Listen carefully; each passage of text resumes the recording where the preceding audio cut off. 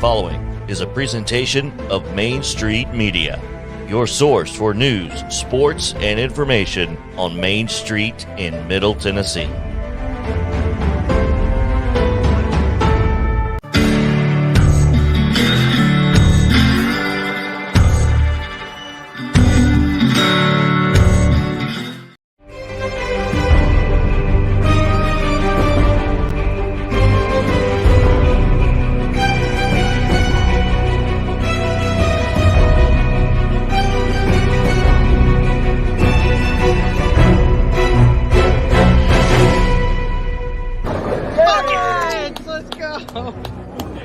Good shit, bro.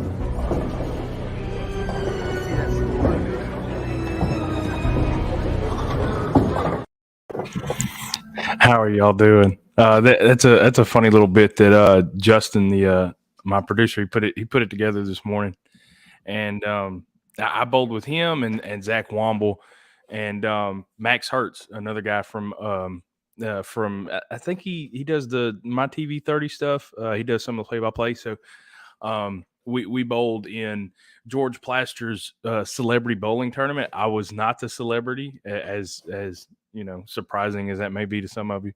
But I bowled in a tournament Monday with those guys. I knew when we got the email, Ellen Gould, the wife and I guess part owner of the company, wife of Dave Gould, they own the company together.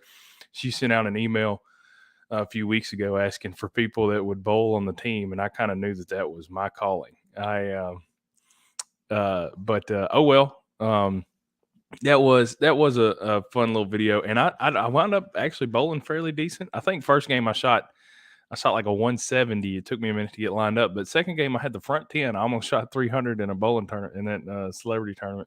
Wound up with a 286. I threw the 11th ball like a donkey and missed it about this far left. So that's what happens. You throw it bad, you get a bad result. But thanks for checking that out. I think that little video is funny. But what do we got? What do we got today? Casey's take. We got to talk about sports. What was it? Oh, Tennessee. We're going to talk Tennessee football. They beat Vanderbilt, of course, last Saturday. And then we're going to talk Titans too. They lost to Cincinnati. I'm not all that particularly worried about that game. And then the third take, I think I sent Justin something about World Cup soccer, but I'm also going to talk the college football playoff has been expanded. That third take's just going to be me just rambling on a bunch of nonsense as per usual. So, of course, fourth take, high school sports, same as always. So we're going to go ahead and we're going to get on into the show. We're about 3 minutes in already. But first take, Tennessee. I don't really want to say I was nervous. But man, Vanderbilt had just beat Kentucky. They had just beat Florida.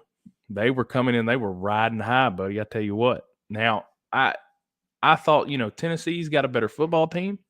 I think Tennessee's got a better coach. I think they have a better scheme.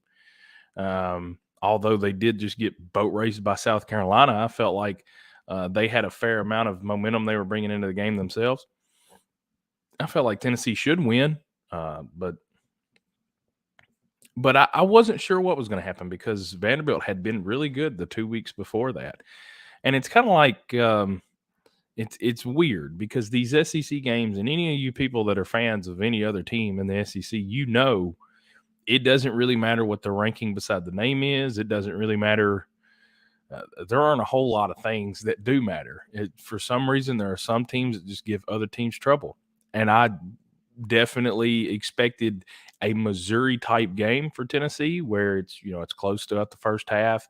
Vanderbilt probably scores there at the end of the second quarter to keep it somewhat close. And Tennessee kind of runs away with it in the second half. And buddy, that didn't happen. 56-0.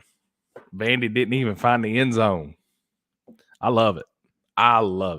Kind of just a reminder to the Vanderbilt fans. Hey, look, y'all have had your heyday, beat Tennessee 3 out of 4 years, and you've had some pretty good seasons. And yeah, you beat Kentucky and Florida this year, and you were fighting for a ball game, but you didn't even score.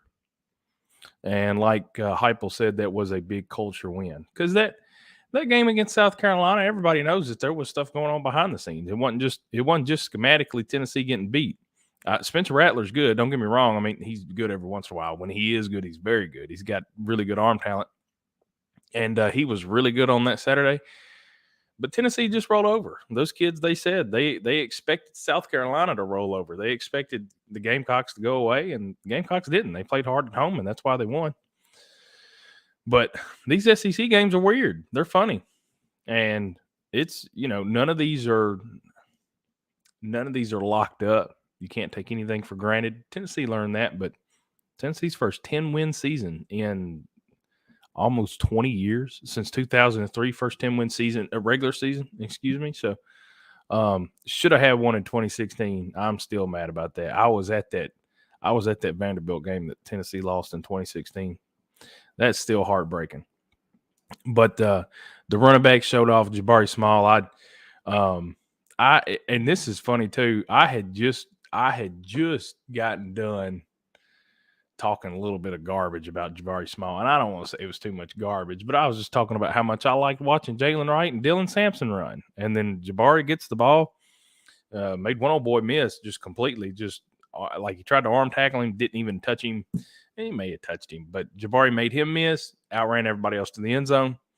I was sitting there, of course, with my little brother Chase and my biological father Eric, and as soon as I said, I like watching Jalen Wright and Dylan Sampson run more. As soon as I said that, there goes Jabari Small.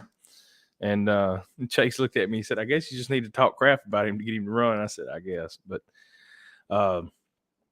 that was a pretty fun game to watch as a Tennessee fan. Defense played pretty well. You got to play pretty good to keep somebody to zero. Doesn't matter who they are.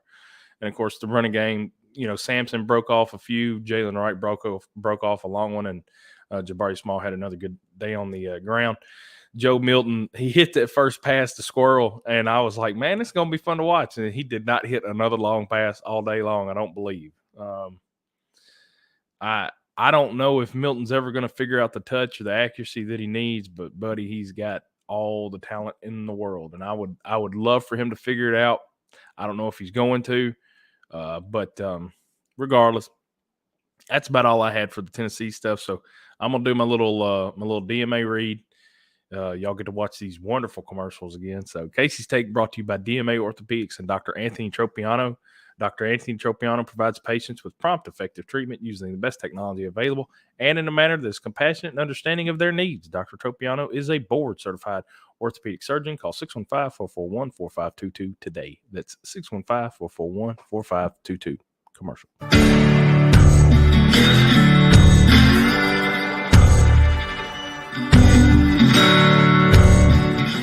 At Dixon Medical Associates, your health is our number one priority. With over 40 providers, our goal is to bring excellent, convenient, and comprehensive medical care to our community.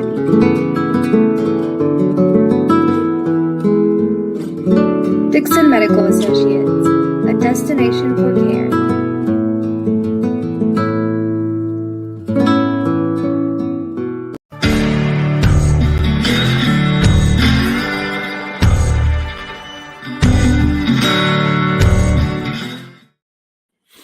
Now, is my okay? Yeah, I forgot I turned the volume down on my headset. I couldn't hear myself. I think y'all could still hear me. Second take, talk Titans just a little bit, just for a second. I've been saying all year that I don't believe the Titans are good enough to win consistently against playoff teams. Kind of showed that the other day. They had a few chances here and there. Cincinnati didn't play its best. They didn't have Jamar Chase. The offense is just, it's abysmal to watch. It really is, because you have Derrick Henry, who is one of the best running backs that will have ever played this football game. You won't block for him. Maybe it's not that you won't, but you can't. You can't block for him. We waste 20 to 25 plays a game running the ball with 5 blockers, running the ball into a box with 7 or 8 men. And as good as Derrick Henry is, he's not Jesus. He's not going to not Moses. He's not going to part any seas, and he's not going to do any of that nonsense. You got to block for him, and these guys, they won't block for him. The only plays that Tennessee scores on are the trick plays. Hand it to Derek, let him throw it. It's a touchdown. You play action on a screen, and then you throw it to Derek, and it's a touchdown. Almost a touchdown. It was a touchdown. He fumbled, and Burks got his touchdown. Tennessee, the offense has to figure something out. And you got the offense coordinator out here driving around drunk. He gets arrested doing that. You still can't get him fired. I mean, if I was as bad at my job as he is at his job, I would already be fired. If I was halfway decent at my job and got caught with a DUI, I'd be fired. I don't understand why he still has a job. And you've got and I've told y'all, I've said this before. For a long time, I've always said that these guys that coach football, they know more about football than I do, and that, I'm going to try and trust these guys, whatever. I don't believe that about Todd Downing anymore. I don't think he knows more about football than I do. I mean, he might, but he don't use it on Sundays. And quite frankly, he needs to be fired because this offense, whatever in God's green earth you want to call what they're doing with the 11 men every time we have the ball in our hand, I don't know what else needs to be done for Downing to get fired. I think the offensive line coach needs to be fired. I think a lot of people need to be fired. The offense is just terrible. It's terrible. And Vrabel needs to figure something out. I think he's a great coach. I think he's a great leader of men. But he's got to get somebody else over there who can do something other than dial up a pretty cool trick play every once in a while or hand the ball off to Derrick Henry. And here's the thing. If Downing could just script his entire game, he'd be the best play caller in the whole country. But he doesn't do that. He can't do that. Going to have to figure something out because he ain't it. Todd Downing ain't it. Neither is Dennis Daly or 3 out of the 4 other people on the line. Ben Jones didn't even play last week. He's the best offensive lineman they got. Raditz or whatever his name is, he can't block. It's just really disappointing because you're wasting Derrick Henry's prime. You've got a defense that's good enough to win a Super Bowl if you just had some sort of offense to put along with it. Man, I don't know. I wish they'd put me in charge. Let me call plays just for one game. I just want to show y'all what I think this offense could do. If y'all let me call one game, you're going to put up 35 points. Defense ain't going to give up more than 17, 21 points. I guarantee I'd put up 35 with Titans offense. I hope this goes viral. Out of the 47 people that watch this, maybe everybody will send it to Mike Vrabel. He'll see it and give me a shot. By God. Make me an analyst. I'll do Butch Jones' job from Alabama a few years ago. I'll do that. I think I could help because somebody got to figure out something with Todd Downing because it ain't working. It ain't working. Get the ball in Dontrell Hilliard's hands a little bit often. Throw the ball to Traylon Burks a little bit more. He makes stuff happen. Why does the rookie tight end Chig Okonkwo, I think I may have just pronounced his name correctly, which is amazing. Why didn't he touch the ball more often? Malik Willis threw him a screen on like the first play of the game against the Chiefs. And that dude just outran everybody for like 30, 45 yards. And we don't throw him the ball anymore? Figure it out. No. Forget that. Let's line up in 11 personnel with 2 running backs, 2 tight ends, and throw the ball to Jeff Swaim some more. Let's please do that. Let's do that. I got to get off my soapbox. I'm tired of Downing. But we're going to go ahead and we're going to move into the third take, which is just me rambling about nonsense. We're going to talk, first of all, World Cup soccer. I need to make a few things very, very clear. I am not the world's biggest soccer fan. I understand that it's called football in other parts of the world. It is called soccer here. The only thing I really wanted to talk about was, again, I'm willing to admit full ignorance right here, right now, other than Christian Pulisic, and I don't even think I said his name right. Other than that guy, and the only reason I know about him is because the Snapchat picture that he put up the other day. Other than him, I don't know anybody else on the roster. I don't know anything about soccer. And I'm not even going to talk about soccer. I'm not going to talk about the strategy of the game. But I will tell you, I saw quite a few. I saw a bunch of videos of the my goodness, I keep getting notifications to fix my lineup for fantasy football. I'll do it. You worry about yourself. All I saw these videos last week, a few days ago, I saw a bunch of videos. And it was a bunch of these folks with funny sounding voices talking about how they were going to beat America with their bread and beans. They didn't say nothing about bread and beans.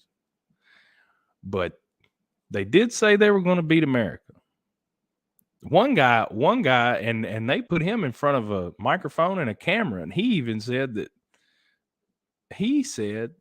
that Britain was going to win that, Britain or England or whatever you want to call them. England was going to win that game 7-0.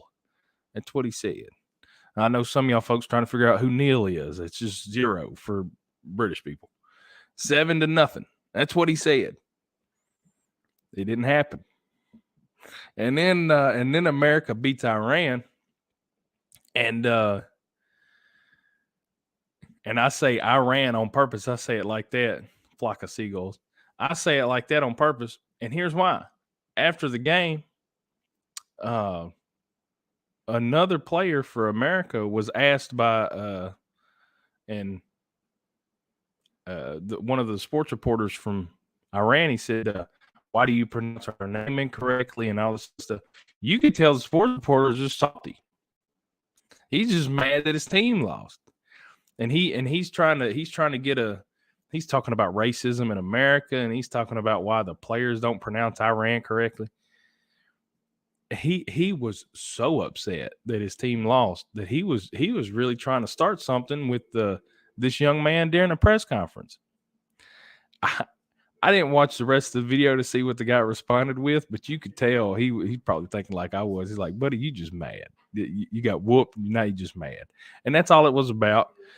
And if any of you folks out there that are from Iran, if you watch this and you're mad too, you can ask me whatever you want to ask me. I don't care. I'll answer the questions too. But I just want y'all to know, England, you didn't win. Iran, you didn't win either. In fact, you lost. At least England tied. Now they had to go beat somebody else. America beat Iran. They moved on to the next stage. Hey, like I said, I can't even name you more than one person off the roster, but go US of A. And I didn't even really care until all these other people started getting salty and getting their, butt hurt and giving throwing up some attitude. Don't worry about that. Somebody back there talking ain't no big deal. But one other thing real quick. That's just the World Cup soccer stuff I wanted to go over real quick. I just thought it was funny. These other folks have just the reporter from Iran who really, he put his foot down. He wanted to talk about racism in America, all because his team lost. You got a young man up here that just played at least 90 minutes, played his butt off. And maybe it's more than that. I don't know. He played his butt off. And he goes out here and he wins a game. He helps his country beat another country 1-0 on the biggest stage in the world. And he comes up here. It's a sporting event now, and he comes up here and he wants, he's supposed to answer questions like, "Hey, what'd you see from the other team that you could take advantage of? How proud of you are your teammates? What do you know about your next matchup?" Regular questions that I asked all these coaches after a game. That's what you're supposed to do as a reporter. A reporter got his feelings hurt. He got in his feelings and he wanted to talk about racism in America and start bringing up every little bad thing about America. I get it. Now, don't sit here and blame that young man. Don't blame me for what's wrong in America. You want to fix that, you got to go up front. All right. You got to go talk to those guys. You go talk to the old people that make decisions. They're the problem. Don't throw it in this young man's face because you're mad because your team lost. I just wanted to bring that up. One other thing real quick. We're going long today. Y'all might just have to sit here and watch, hang out with me. The college football stuff, they announced this morning, I think the Rose Bowl signed off on something. Lord knows what it is. I can't even. They just apparently they've signed off whatever kind of rights that they need, and so we're going to have a 12-team playoff in 2024. I can't wait. I'm excited. I think that's cool. I think it just gives Tennessee a better opportunity to play for a national championship. It gives everybody a better opportunity to play for a national championship. And, you are going to see a lot of the same teams. You're going to see, Alabama a lot more. You're going to see, I don't want to say Clemson because they might fall apart. You're going to see Georgia. You're going to see Ohio State, Michigan. You're going to see these big programs. You're going to see them a lot more often. But I saw something today where I think it was Tulane. Tulane would have been, in one of those 12 spots. I think that's awesome. Let's do what we can to get teams like Tulane and Coastal Carolina and UCF and teams like that. Get those teams in. Let them give them a shot. 12. And the people that don't want this, I really don't understand, because every other tournament in the world that declares a winner, every other sport has a tournament to declare a winner. In baseball, you got 6 teams on each side. Maybe it's 8 teams on each side. In football, you got a 16-team tournament. Division II football is the same way. Basketball is a massive tournament. College basketball is like 68 teams. And you're telling me we're supposed to just watch 4 teams fight it out at the end of the year for college football? Nah. I like the idea of 12 teams. I think it's going to be more fun to watch. So I think that's great news. We don't get it this year. So Tennessee Vol fans, sorry, we're not going to a national championship this year. As close as we were, we're not going this year. But I'm going to do one more DMA read. And then we're going to go do a commercial first, and then y'all come back. Then I'm going to do my DMA read, and then we'll talk some high school sports. All right, so go ahead and go to a commercial.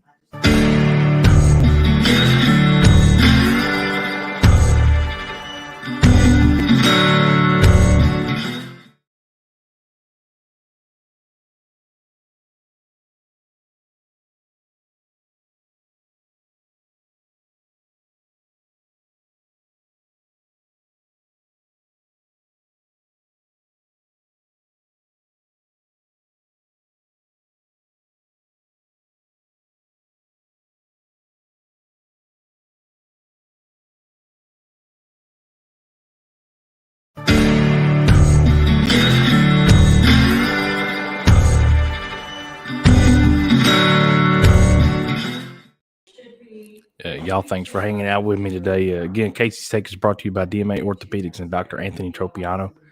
Dr. Anthony Tropiano provides patients with prompt, effective treatment using the best technology available and in a manner that is compassionate and understanding of their needs. Dr. Tropiano is a board-certified orthopedic surgeon. Call 615-441-4522 today. That's 615-441-4522.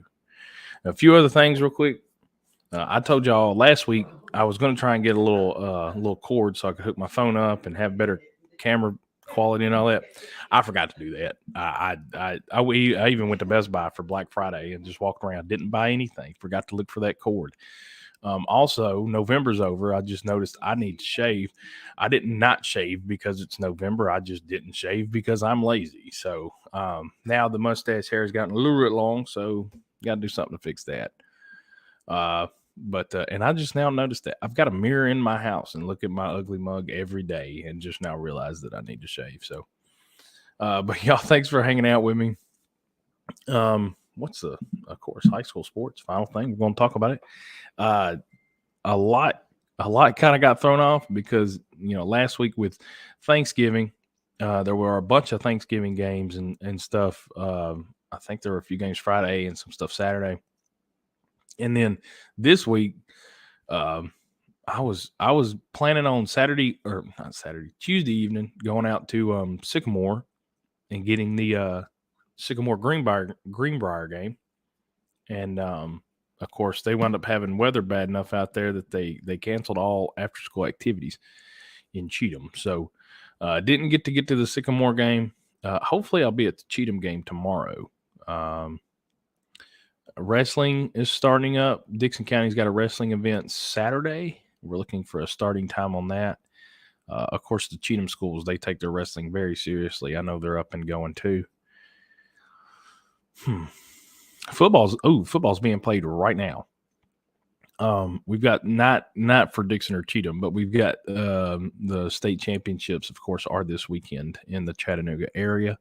Y'all make sure and cover Russell Venozzi and Tyler Palmatier and some of our other guys for that. They're down there and they're covering that event. Bowling, what's going on with bowling? Oh, Creekwood's still undefeated. Who did we face? We bowled somebody earlier this week. Oh, White House. We went to White House. And of course, it's beta convention for Creekwood this week, or for a lot of schools, I'm sure. But so we were down quite a few kids. But I'm pretty sure we beat them like 18-5 or something like that, 17-6 maybe. I can't remember, but Creekwood beat them regardless. So bowling's about to start slowing down. Thank you, Jesus. And basketball's still at the early stages of the season. So, like I said, wrestling just got started. And I guess that's it. 26 minutes. I was able to get through the high school stuff pretty quick, so it's not too bad. I wish I had some more. Sycamore did split with Greenbrier last night. They played Wednesday. They moved the games to Wednesday night. I'm not able to make it on Wednesdays, and my photographer Bill Clark, who he told me Tuesday that school they were going to call off the after school activities, and then he said he thinks Sycamore is going to move their game to Wednesday, and he said, but he said I don't think I'll be able to make it, and I was like, that's fine, I understand, Bill, no big deal, and he said I got tickets to some kind of Led Zeppelin experience, I think, or I don't know. Maybe that's not right. Maybe it was Bono experience. I can't remember what he said, but he had some kind of tickets to a concert at Ryman. And I told him, I said, go do that. Anytime you got tickets to go see anybody at Ryman, it's worth it. Ryman's my favorite place to go to. It was my first concert. I saw John Fogerty there. My mom took me. I was 15 years old. It was my first concert at Ryman. But he went and did that. And of course, I couldn't make it. But it's about to start getting really busy for basketball. So I got to put it in high gear, try to get everything covered. Like I said, the weather screwed me up this week. Creekwood had a game at Page Tuesday. It got canceled. I think Page canceled on them. Or maybe Creekwood canceled because they didn't want to drive back in the really bad weather. It wound up being pretty rough weather because it was loud, especially where I'm at. But y'all, thanks for hanging out with me. Right at 28 minutes. I just kind of mumbled there for the last minute, talking about Led Zeppelin and whatnot. But I thank y'all for hanging out with me. I hit this table every week. But y'all, thanks for coming and just watching what I got to say. Of course, you can see at CVP51. That's my Twitter. Find me on there. Argue with me. Tell me I'm wrong. Tell me I'm right. Say whatever you want. Y'all have a wonderful evening, and we'll see you next week.